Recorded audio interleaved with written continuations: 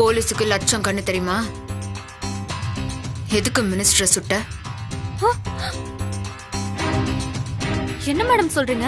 Minister இவங்க சுட்டாங்களா? சொல்லு. அடிச்ச மூஞ்சி பேந்திரம் பாத்துக்க.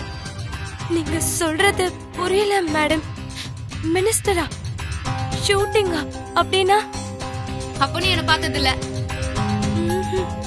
பஸ் ஸ்டாப்ல நீ மாஸ்க் போட்டிருந்தப்போ யாரும் வந்தாங்களான்னு நான் உன்ன கேக்கல. அப்ப நான் உன்ன பாக்கல, அப்படிதானே? இப்போ உன்னை ஒத்துக்கிறது. இந்த போட்டோ நீ பில்டிங்ல இருந்து ஓடினப்போ எடுத்து.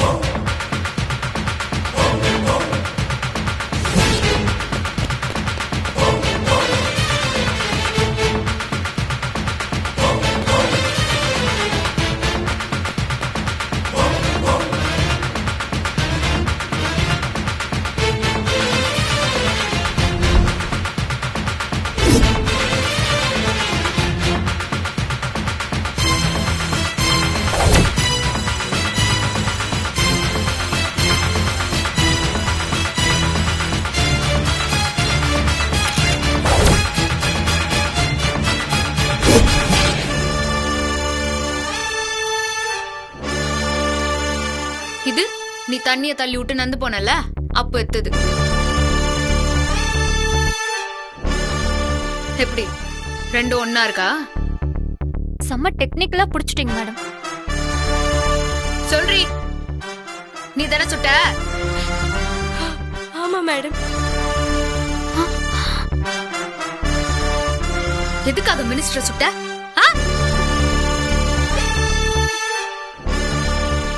சுட்டது மினிஸ்டர் இல்ல மேடம். அந்த ஜிஓஜி ஜுவல்லர்ஸோட ஓனர் குருதாச மேடம். இது குருதாசவா?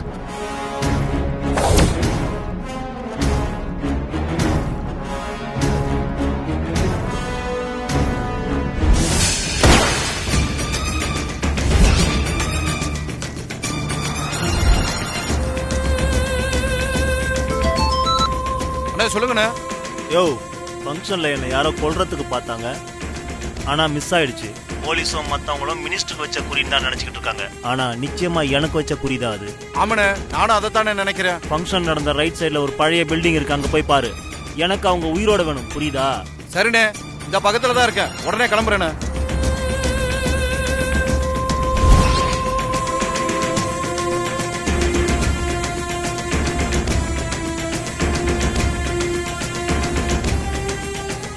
கொல்ல வந்தது யாரா இருக்கும்?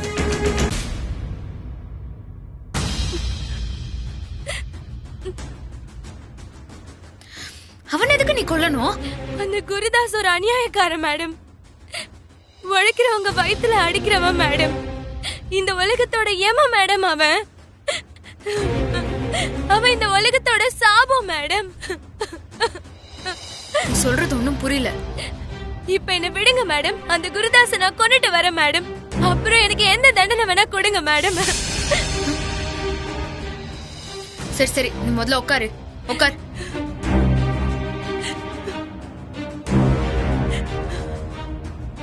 என்ன நடந்துச்சுன்னு சொல்லு. உன் பக்கம் நியாயம் இருந்தா அவனுக்கு தண்டனை வாங்கி கொடுக்க வேண்டியது என் பொறுப்பு. மேடம், ராஜஸ்தான்ல நாங்க இட்லி கடை வச்சிருக்கோம். 8 மாசம் 10 மாசம் அங்க தங்கி இருந்து வியாபாரம் முடிச்சிட்டு வருவோம் மேடம். எனக்கு ஒரு பொண்ணு இருக்கா மேடம். அவதான் எனக்கு உலகமே. அவ கை குழந்தையா இருக்கும்போது என் புருஷன் என்னை விட்டுட்டு ஓடிட்டாரு மேடம். ஒரு நாள் என் பொண்ணுக்கு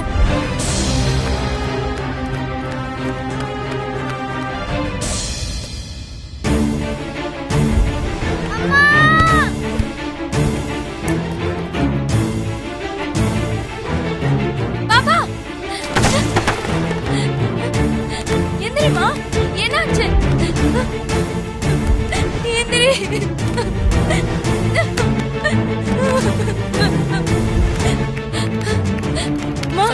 பிள்ளைக்கு உடம்பு சரியில்லைமா, உடனே டாக்டரை பாக்கணுமா? டாக்டர் எமர்ஜென்சி வார்டுல இருக்காங்க. டாக்டர், எப்படியாவது என் குழந்தைய காப்பாத்துங்க டாக்டர். என்னாச்சு? வீட்டுல விளையாடிட்டு இருக்கும் போது திடீர்னு மயக்கடிச்சு விழுந்துட்டா டாக்டர். என்னன்னே தெரியல டாக்டர். திடீர்னு மயக்கமாயி விழுந்துட்டா. கொஞ்சம் பாருங்க டாக்டர். ட்ரீட்மெண்ட்டுக்கு ரெடி பண்ணுங்க. Okay doctor. வாமா.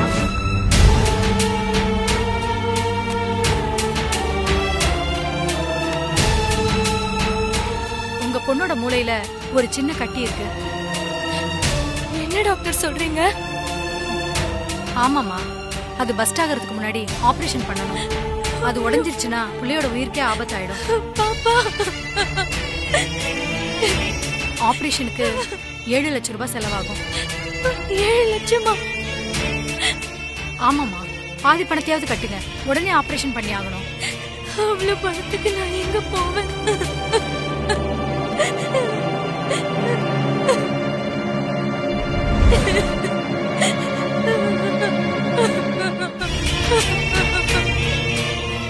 பணத்துக்கு என்ன பண்றதுன்னு தெரியாம கஷ்டப்பட்டு உழைச்ச காசுல 6 வருஷம் நகை சீட்டு போட்டு 15 பவுன் நகை சேர்த்து வச்சிருந்தேன் மேடம். அதை எடுத்துட்டு அடகு கடைக்கு போனேன் மேடம். அங்கதான் மேடம் என் தலையில இடியே விழுந்துச்சு.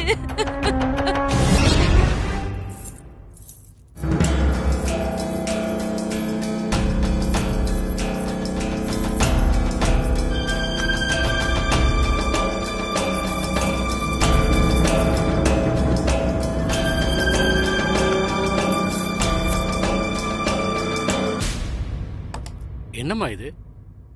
நகையில ஏகப்பட்ட அரக்கு இருக்கு. இப்படி எல்லாம் கழிஞ்சது போக 6 பவுன் கூட தேராதுமா. உன்னை நல்லா ஏமாத்திருக்காங்கம்மா. ஆமா, நகையை எந்த கடையில வாங்குனீங்க? ஜிஓஜி ஜுவல்லரியில.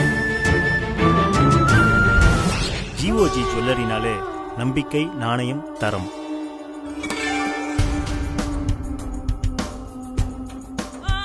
நகையை பத்தி எனக்கு ஒண்ணும் தெரியாது சார், உங்களை தான் நம்புறேன். எங்க கம்பெனி விளம்பரத்தை பாத்தீங்கல்ல, கோல்டோ கோல்டு. எங்க நகை கடைக்கு வாங்க, நம்பிக்கையா போங்க. அவருதான் நல்ல நகைன்னு சொன்னாரு. ஏமாத்துறவன் பல்ல காட்டி தான் பொருளை விற்பான். நாம தான் உஷாரா இருக்கணும். மாடா உழைச்சு சம்பாதிச்சு சேர்த்த காசுல வாங்கினது சார். நீ வாங்கினதுல பாதி வேஸ்ட். பாரு எவ்வளவு அரக்கு இருக்குன்னு நீயே பாரு. Okay sir. அந்த ஜிஓஜி பெரிய ஃப்ராடா இருப்பான் போல இருக்கே. ஏன் இப்படி ஏமாத்தினீங்கன்னு போய் கேட்க வேண்டியதானே? நான் கேட்டேன் மேடம்.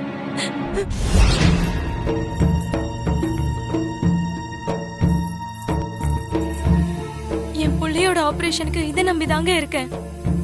ஆனா 15 பவுன் நகையில பாதி அரக்குன்னு சொல்றாங்க. அப்படிலாம் எதுவும் இருக்காதுமா. ஒரு நிமிஷம் இருமா.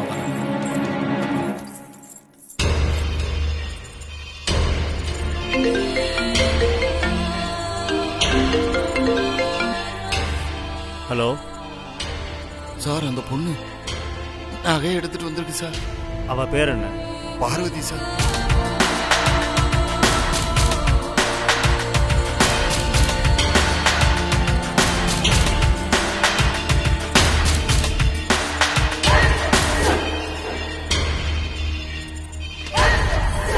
நகைய இந்த கடையில தான் வாங்கினதுக்கு என்ன ஆதாரம்? இந்தாங்க உங்க கடையோட பில்லு.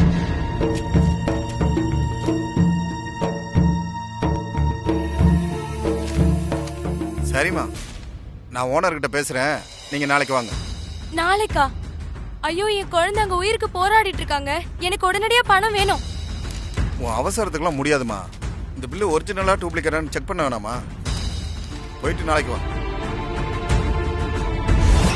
நானும் அந்த மேனேஜர் சொன்னதை நம்பி ஹாஸ்பிட்டலுக்கு ஃபோன் பண்ணி ஒரு ராத்திரி பொறுத்துக்கோங்க, நாளைக்கு பணம் கட்டிடுறேன்னு சொன்னேன் மேடம். விடிஞ்சதும் நகை கடைக்கு ஓடின மேடம்.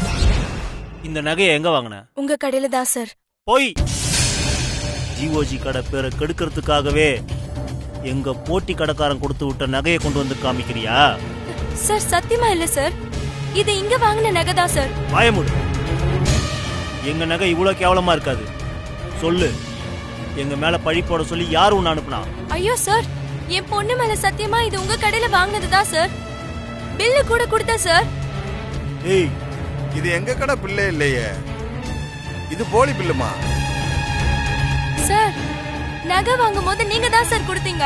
தபார் ஒரு ஃபோர்ஜரி பில்லை ரெடி பண்ணி பணம் கறக்கா வந்திருக்கேன்னு எனக்கு நல்லாவே தெரியுது.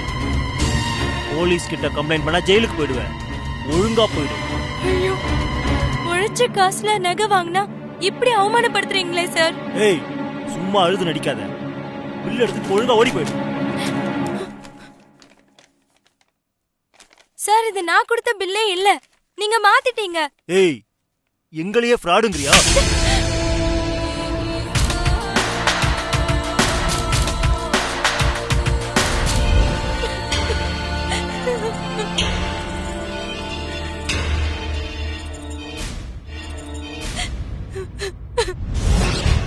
அட பாவீங்களா, உங்களை நம்பி நகை வாங்கினதுக்கு இதுதான் தண்டனையா? நகை வாங்கும் போது மட்டும் சிரிச்சு சிரிச்சு வந்து கொடுத்தியே, அநியாயக்காரா. ஏழைங்க வயித்துல அடிச்சு பொழைக்கிறியே, நீ நல்லா இருப்பியாயா? மா, என்னம்மா சத்தம் போடுறா? வெளில போமா. போறேன்டா, போறேன். உங்களை எல்லாம் போலீஸ் கிட்ட சொல்லி உங்களை ஜெயில போடுறேன். ஸ்டேஷனுக்கு எதுக்கு போற? இதோ கமிஷனருக்கே லைன் போடுறேன்.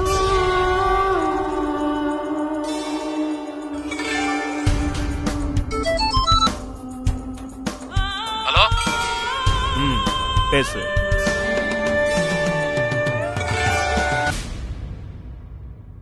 ஹலோ ஐயா, இங்க ஜிஓஜி ஜுவல்லர்ஸ்ல. நிறுத்துமா, எனக்கு எல்லாம் தெரியும். அவங்க நல்லவங்க, அப்படியெல்லாம் எதுவும் பண்ண மாட்டாங்க. மோசடி கேஸ்ல உள்ள தூக்கி போட்டுருவேன், ஜாக்கிரதையா இருந்துக்கோ.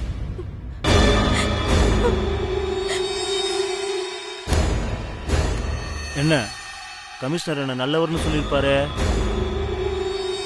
டேய், நாங்க ஓட்டு போட்டு ஜெயிக்க வச்ச நந்தகுமார் மினிஸ்டர் இருக்கார்ல, அவர்கிட்ட சொல்லி உன்னை உண்டு இல்லைன்னு ஆக்குறேன் பாரு. ஓ, மக்களின் பாதுகாவலர் நந்தகுமாரா? இரு, அவர்கிட்டயும் பேசு.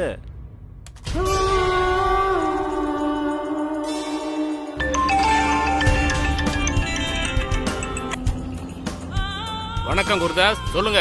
நம்ம கடைய ஒருத்தி தப்பு தப்பா பேசிக்கிட்டு இருக்கா, நீங்களே என்னன்னு கேளுங்க. அப்படியா, கொடுங்க.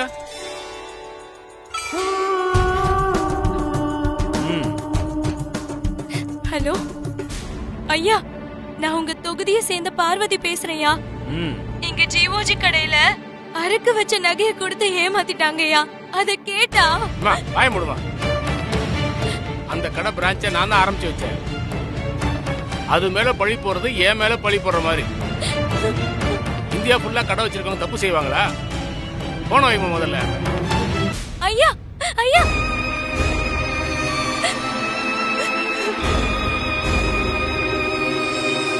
இங்க பாரு, உனக்கு 2 சான்ஸ் கொடுத்தாச்சு. 2 பேரும் உன்னை ஏமாத்துக்காரின்னு சொல்லியாச்சு. இப்பவாவது வெளியே போறியா? உன்னை நம்பி வந்த நான் ஏமாத்துக்காரியாயா? போறேன்டா, ஆனா உன்னை சும்மா விட மாட்டேன். எனக்கு நியாயம் கிடைக்கிற வரைக்கும் நான் ஓயவும் மாட்டேன். வேர்வை சிந்தி உழைக்கிற ஏழைங்களோட பணத்தை புடுங்கி தின்ற உன்ன மாதிரி ஆளுங்களை அம்பலப்படுத்தாம விட மாட்டேன்டா. உன் கடையை இழுத்து பூட்டுவேன்.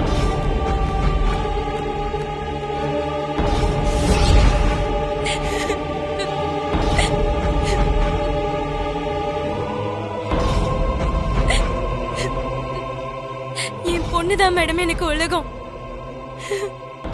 என் பொண்ணுக்காக தான் மேடம் வாழ்ந்துட்டு இருக்கேன்.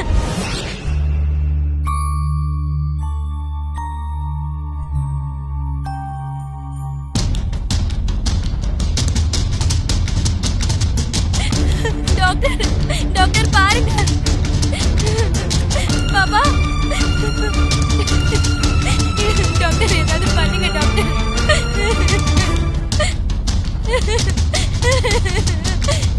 டாக்டர்,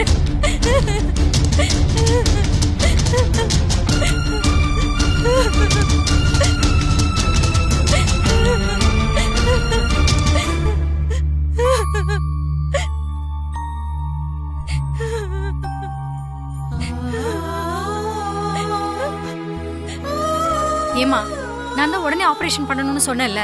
பாருங்க, அன்கான்ஷியஸ்ல இருக்கும்போதே ஃபிக்ஸ் வந்துருச்சு. உங்க பொண்ணு கோமாக்கு போயிட்டா. டாக்டர், உடனே ஆபரேஷன் தியேட்டர் ரெடி பண்ண சொல்லுங்க. Okay doctor. சீக்கிரம்.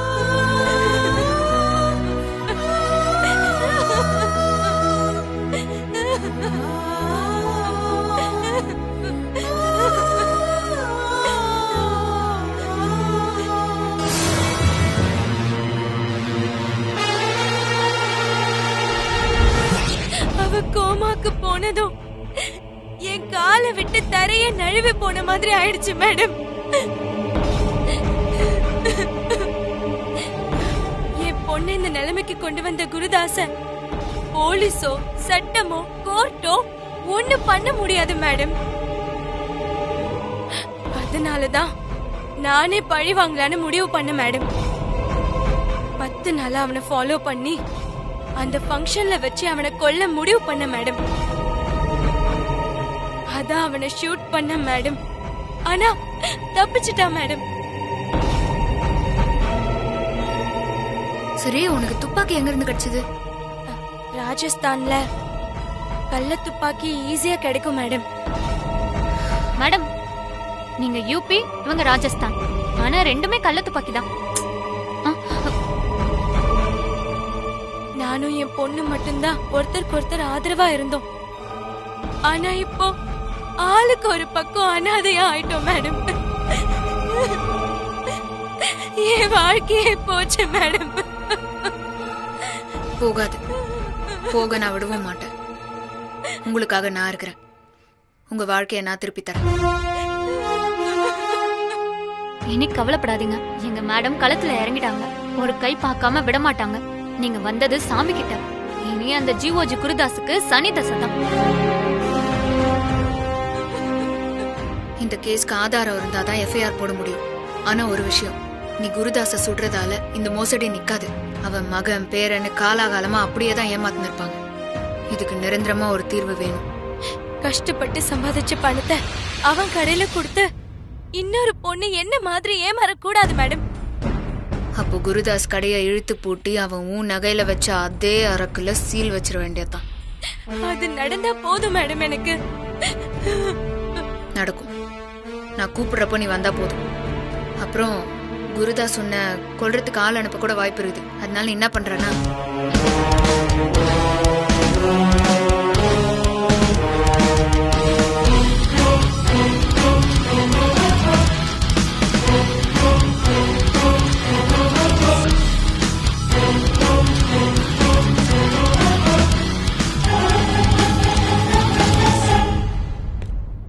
சார், என்னாச்சு?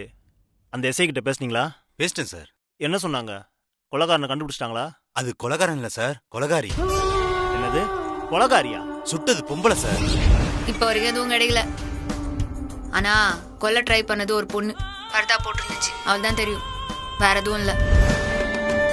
லேடியா? அதுவும் என்ன கொல்ல வந்தானா? ஆமா சார், அவளை தூக்க ஆள அமைச்சிட்டேன். ஆனா என்ன ஆனா?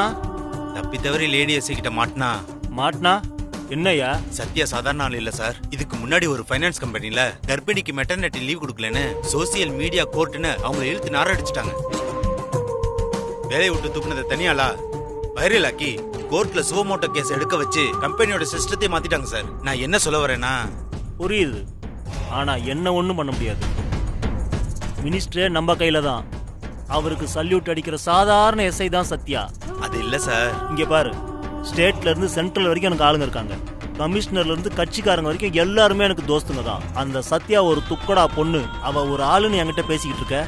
போய் அந்த பொண்ணை புடிச்சிட்டாங்களா இல்லையான்னு கேளு. போயா. ஓகே சார், நான் வரேன்.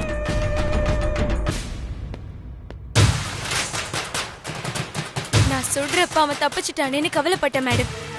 ஆனா அவன் உங்ககிட்ட மாட்டிக்கிட்டா மேடம். இப்போ நீங்க உங்க குழந்தைய பாத்துக்கோங்க, அவனை நான் பாத்துக்கிறேன். என்ன மேடம், மறுபடியும் வைரல் புரட்சியா? இல்ல, இது வேற. என்ன பிளான்னு நாளைக்கு சொல்றேன். வாங்க, நான் உங்களை ஹாஸ்பிட்டல்ல டிராப் பண்றேன். இன்னைக்கு நைட்டு நல்லா தூங்குங்க எல்லாரும். ஏன்னா இனி ஜிஓஜி கடைக்கு சீல் வைக்கிற வரைக்கும் யாராலையும் தூங்க முடியாது. நான் வரேன். Okay madam.